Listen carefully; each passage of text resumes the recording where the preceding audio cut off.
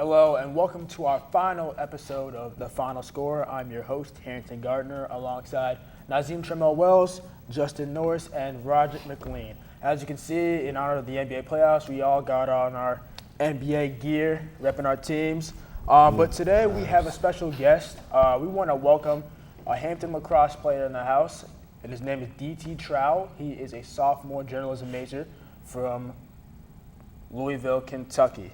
And the first question we have for him today is, how has this season been for you and the rest of the team? And also, what have been, some of the ups and downs you've faced as the season has progressed?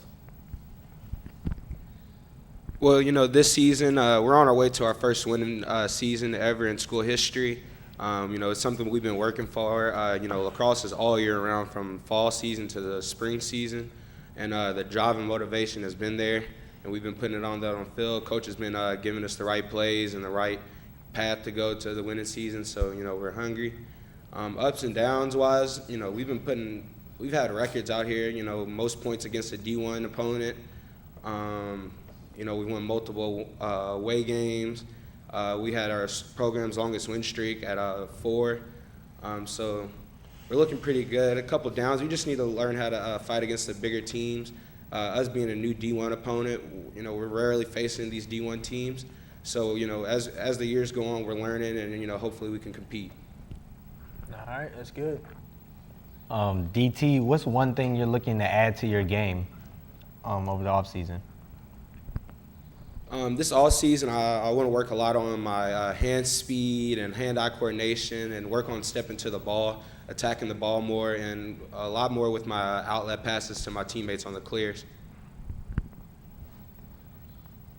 Yeah, DT, with this upcoming game against St. Thomas Aquinas, what's the game plan? What's some goals you guys are looking to accomplish with the last game of the season? We're coming off a huge win. We're putting the ball in the back of the net. The passing to our teammates are great. Defense was holding it down. Goalies are making stops. So we're just going to keep that momentum going into this week as we travel up to New York to play them. If we all do that and everybody does their individual job, the team will come out with a victory. DT, my brother, your team was 5-8 last season, 6-4 now this season. What was the biggest improvement you guys had?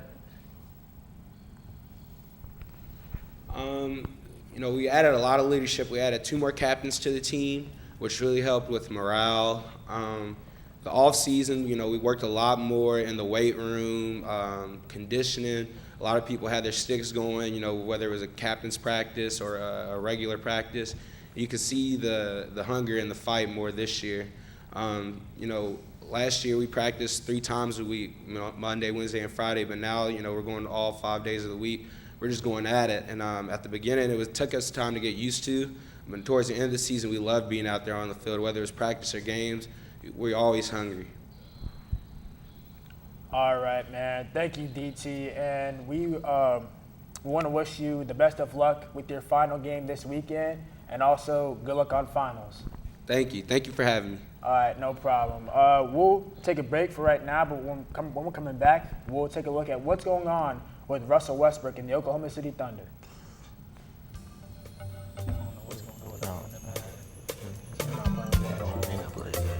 You already know how I feel about Russ.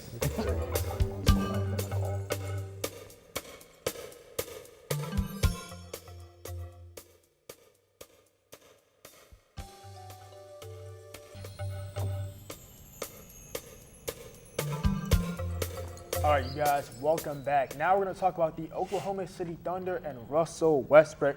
So right now, the Thunder are down 3-1 in the first round series versus the Portland Trail Blazers, and they'll be going back to Portland very soon. But guys, what's going on with Russell Westbrook and the Oklahoma City Thunder right now? What's the problem?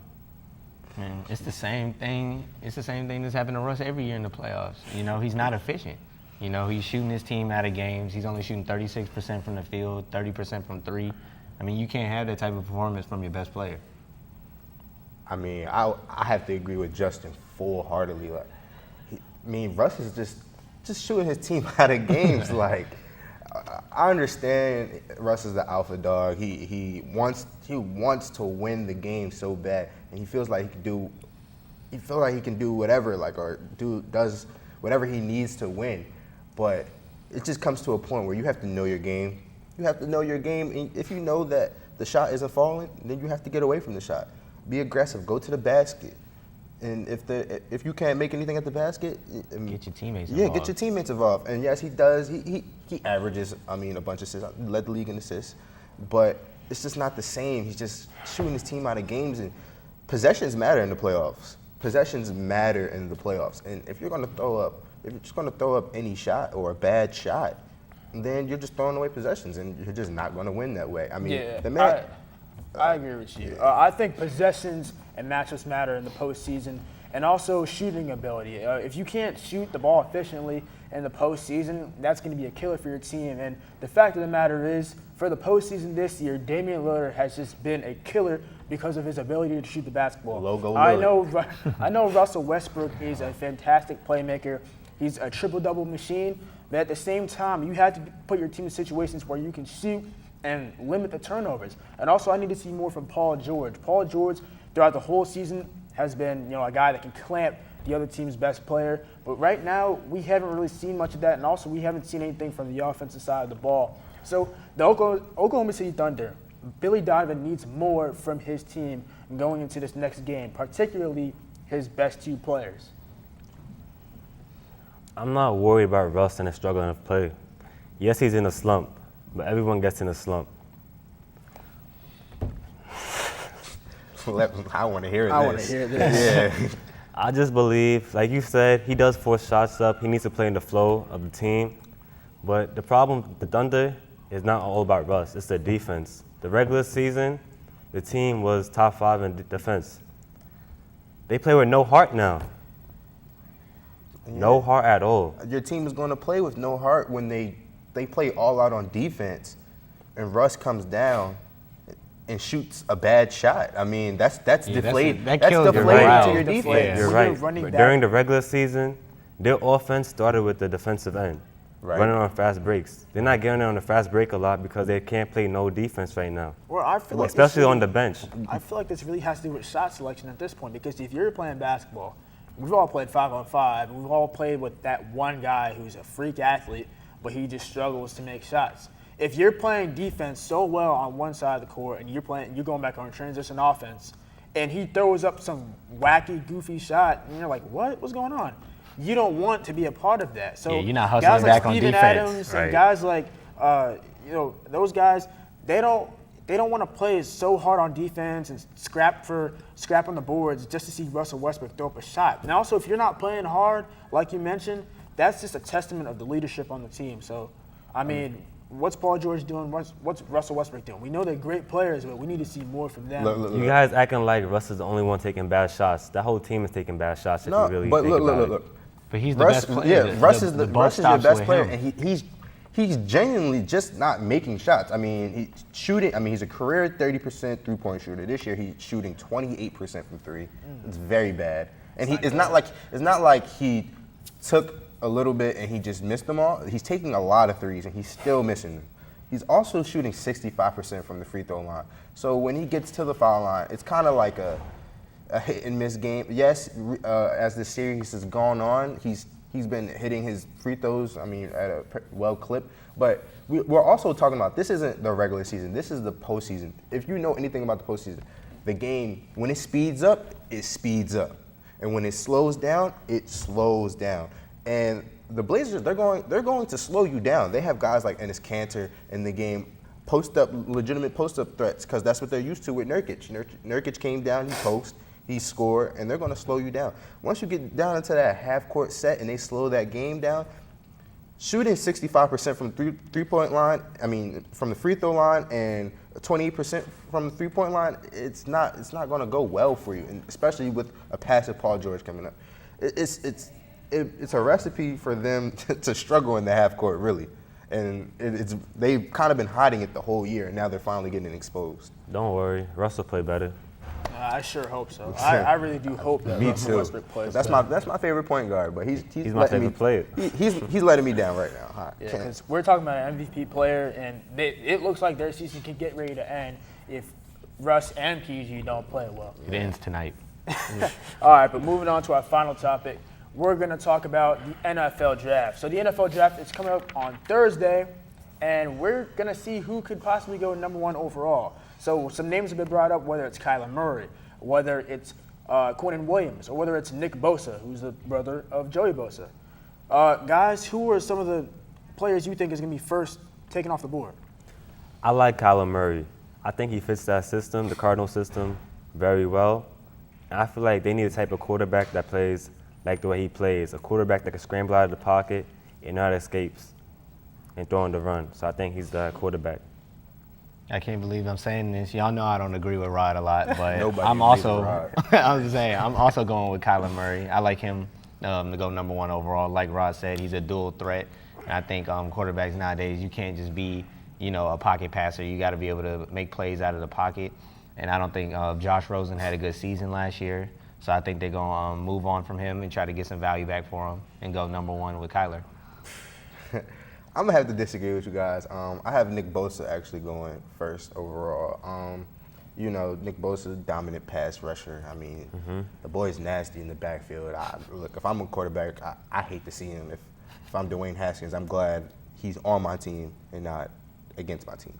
But I have him going number 1. I mean, we can't act like Josh Rosen didn't inherit a bad team. It was a bad team. The coaching, he was brand new, barely even got his system implemented, got fired. So they're going to have a brand new coach this year coming up.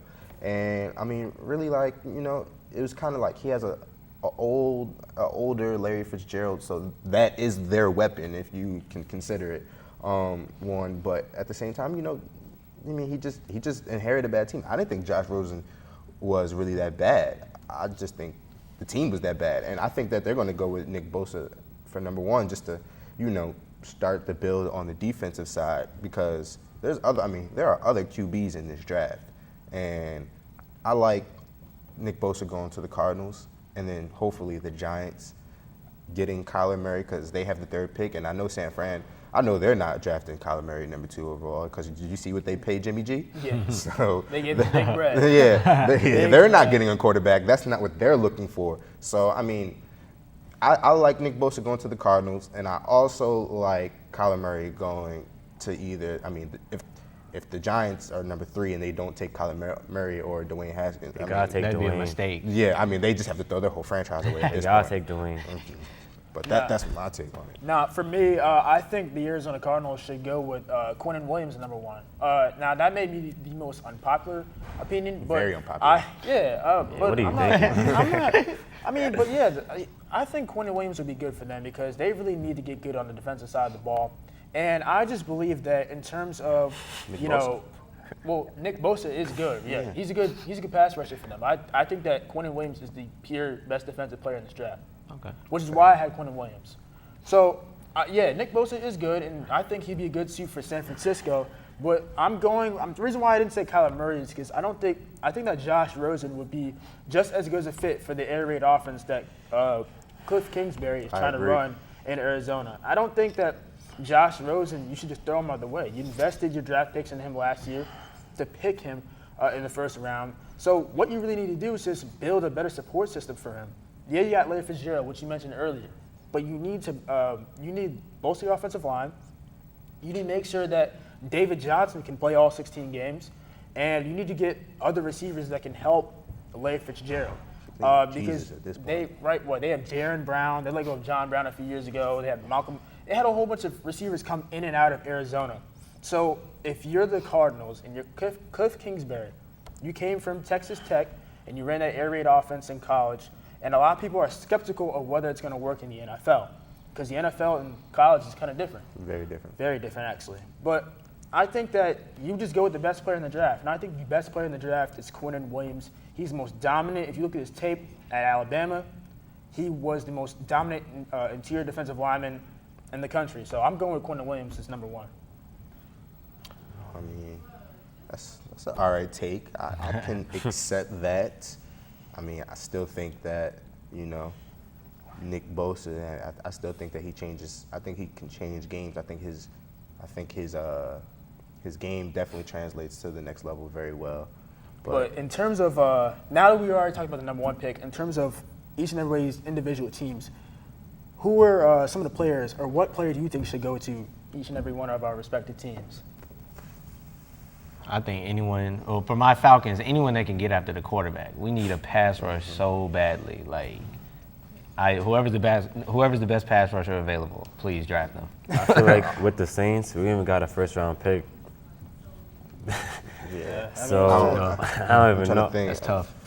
Yeah, I know. If I even think right, I think the Eagles, I want to say have the 20. I might be wrong. I'm not even going to say that. But we just need some corners, man. We need some corners. Yeah, I gotta get rid of Jalen Mills. Yeah, I don't really think we need to draft anybody right now. I think we need to get, definitely if we draft somebody well, I think we need to trade them and use as assets to get, corners. And I think we have one of the deadliest offensive lineups, out there right now. Oh, without a doubt. Do you think the running back position is a position of need for you? I mean, it definitely is. We definitely do need a running back, but I don't see anybody in the draft that we could get. Josh Jacobs from Alabama? I don't think we're going to be high enough to get him. That's what I'm saying. I don't think we have a high enough draft pick. But I think that we can. I want us to get potential players and hopefully get a package so we can trade it to get somebody back. I know Shady. He's expressed, interest in coming back home, and LaShawn, I'll welcome you with open arms right back. Have like the good old times. Even get Mike Vick just to sit in the crowd, just to feel the nostalgia. But I think that definitely our two areas of emphasis right now are definitely cornerback after Definitely, that. Yeah, cornerback after last year. After last year, our young cornerbacks they started off slow, but they ended up doing very well for us in the postseason. And also that ACL injury to Jay Ajayi definitely hurt us. So I believe that those are the two needs of our team right now, and hopefully, after that, what else do we really need? I think y'all not gonna be in the Super Bowl. Nick Foles. That's a lie. That is a lie. I'm just saying. I think That for is a the lie. Ravens at number 22, they should go with DK Metcalf. We all know for the past few years, I don't know why you're laughing. Yo, that man is, oh my gosh. I don't know. I think that DK Metcalf is the most physically imposing receiver in the NFL draft. Ever. And the reason why I chose him is because, over the past few years, the Ravens have struggled to bring in big-name receivers. They usually wait till older guys are released because of like bad contracts or because of contract expirations. But I think you get him. And Ozzie Newsome, no matter how good of a GM he was, drafting all those great guys, his one flaw was he couldn't draft a good receiver. So one thing for Eric DeCosta, one thing that he needs to do is he needs to address the receiver position early in this draft. And I think you do with DK Metcalf. He had a killer combine. He ran a 4.34 with how big he is. Mm-hmm. He ran a 4.34. I don't know how many. He had like 20, almost 20 plus reps with his bench. And at Ole Miss, people talk about his production, but I don't think he was used as good as he should have.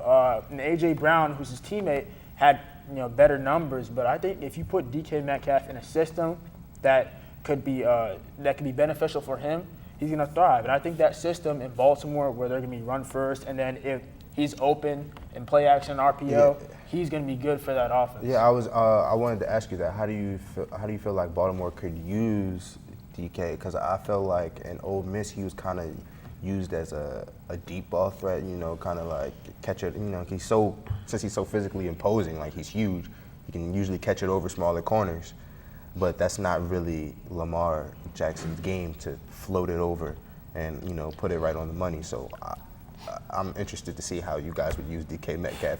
Okay, well, I think that Lamar Jackson has the ability to throw it down the length of the field. His accuracy is in question, you're right, but I think that DK Metcalf is going to be a good pass blocker for them on certain plays, and also he has the physical advantage over defensive backs. So they're not going to stick so many guys in the box and say, okay, you know what, here, we'll put this many guys in the box and let's see what you can do. If you put that many guys in the box, there's not going to be enough safeties up top to cover DK, and DK will be a problem because I think he's going to be a bad dude in the NFL. All right, but you guys, we want to thank you for watching our final episode of The Final Score. It's been a great year, and if you guys want to leave any comments or suggestions, don't be afraid to leave any comments in the comment section. We want to thank you guys, and we want to see you next year. Go Brooklyn. Boo. I'm saying. Boo.